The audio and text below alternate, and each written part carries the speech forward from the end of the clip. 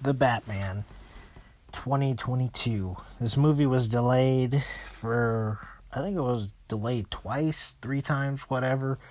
Um, Robert Patterson as Batman, which I thought was going to be the worst casting choice for Batman of all time, besides George Clooney. But I was wrong. I mean, he was really good as Batman, honestly. I mean, he was an edgy version of Batman, but it worked. I mean, and Zoe Kravitz as Catwoman, and even though they do not say that she's Catwoman, but they do say Selena Kyle, better than the last two people to portray Catwoman in a live action movie. So, yeah. And Gordon Gordon is really good. I don't know the actor's name. Colin Farrell should probably get a Best Supporting Cast award for the makeup and the acting, because you would never know that that was him in that makeup. And Batman has to face against the Riddler, which I forgot the actor's name, but he does a pretty good job. I'm extremely biased because I really like Jim Carrey's Riddler and I really like this 1960s Riddler. But this guy, he was really good as the Riddler, despite the ugly sex doll mask thing that he had on.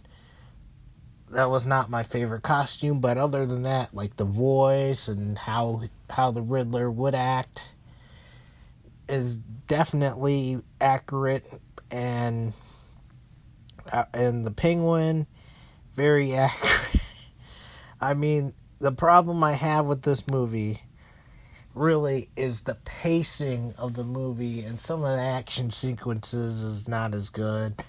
I mean, the Riddler's riddles are pretty good. I mean, Alfred's pretty good. Andy Serkis, he's known, he's a really great actor, but I feel like he didn't have enough screen time.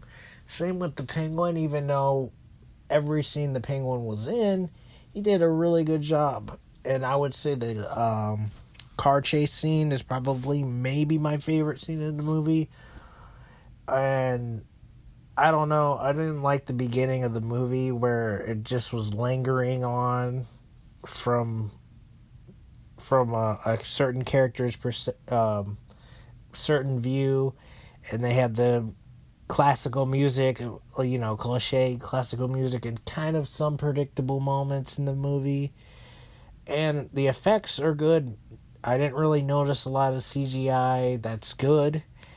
I mean, I think if they keep it like that, like the budget, keep the budget the way it is. Very good acting performances. It's not Robert Patterson's fault or anybody of the actors that I have a problem with the movie. It's just the pacing and some of the stuff, not the dialogue, not really. And the music is pretty good. Even though the theme song is like two notes that even I can play. But, I feel like this is probably his best performance since like Harry Potter. Well, I mean, I don't really know his act. I haven't really watched that many movies by him, but I mean, this is probably one of his best roles that he ever did. Probably the best role that the Riddler guy ever did. One of the best roles Colin Farrell's ever did. Zoe Kravitz ever did. The guy who played Gordon. I mean, I really like this Gordon. He's not Gary Oldman, but I mean, it's hard to top Gary Oldman. Gary Oldman was really Gordon in that movie. So, from the Nolan trilogy. The only thing is confusing is where does this place in the DC universe? Is this part of the... I think it's not. But, it's kind of confusing. You have the Joker movie, and then you have the DCU, and now you have the Batman, and I guess they're all separate universes. I don't know, multiverse stuff, whatever. I would say this movie is about a 7 out of 10. I wasn't expecting it to be groundbreaking, but I mean, the performances are there. It's just really the pacing and some of the predictable stuff. Um, the ending and the opening were okay. But I think it got better towards the end. Like, the middle towards the end, it got really good. Like, the fight scenes at the end and the car chase scene. I'm glad that Batman has his own monologue stuff that's going on. Even though he kind of looks like an emo person when he has the makeup on, when he takes the suit, you hardly ever see Bruce Wayne in there. You just see Batman. You don't see much Bruce Wayne. You just see Batman, which is fine.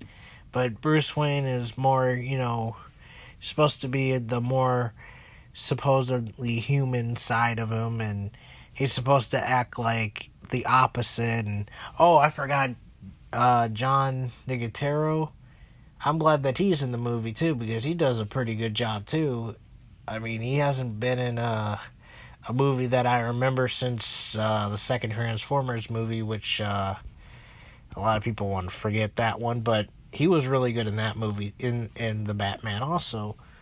So hopefully, if they get the pacing issue fixed in the sequel, I'll probably watch it. But this one's not my favorite Batman. But it's not the worst Batman. It's not the best Batman. But a lot of critics are saying it's like the best Batman movie, and it's like, oh my god, it's amazing. It's okay. It's okay. It's okay. I mean, it's decent, but it's not groundbreaking by any means.